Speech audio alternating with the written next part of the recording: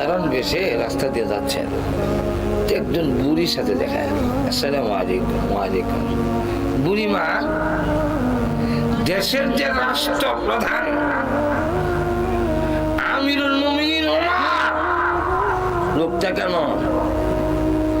বুড়ি বুঝতে পারছে না এই লোকে জম, কারণ কাপড়ের জামার মধ্যে 18টা তালি।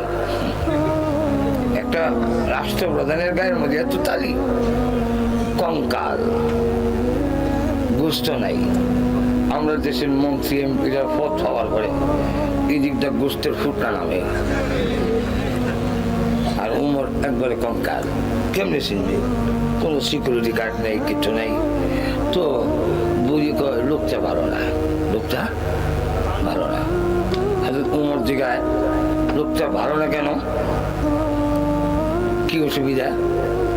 মহিলা কয় লোকটা দেশের জনগণের দায়িত্ব নিছে, অন্ন, বস্ত্র, বাসস্থান, শিক্ষা, চিকিৎসা, বিচার ব্যবস্থায় ইনসাফ, এই মানুষের মৌলিক অধিকারগুলো দিবে, মানুষের খাওয়ান দিব, এই দায়িত্ব সে নিছে, নেওয়া ফরাজ দেওয়া।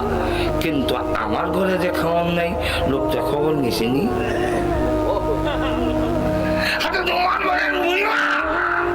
আপনার ঘরে যে খাবার নাই এটা উমরে জানাইছেন নি?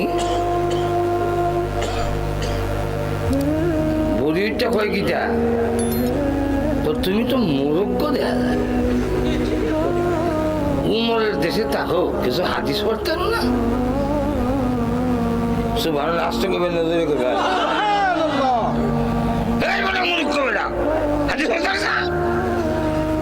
কি হাদিস? রসুলের রেখে যাওয়া সকল হাদিস সামনে রাখলে একটা হাদিসও নাই জনগণ সরকারে তার অভাব অনটন কথা জানাইও এই নির্দেশ রসুলের এক হাদিসও নাই। বরং রসুল বলতেন যারা দায়িত্ব নিবা, তোমার অধীনস্থ লোকদের খবর নিবা, খাওয়ান আছে কি নাই।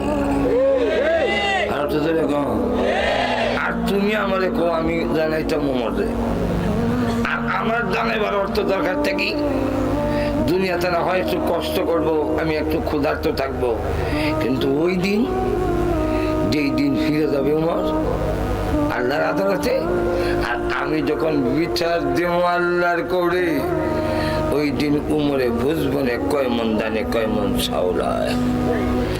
হযরত উমরের সারা শরীরে কাম আরম্ভ হয়েছে। বুড়ি কয় কি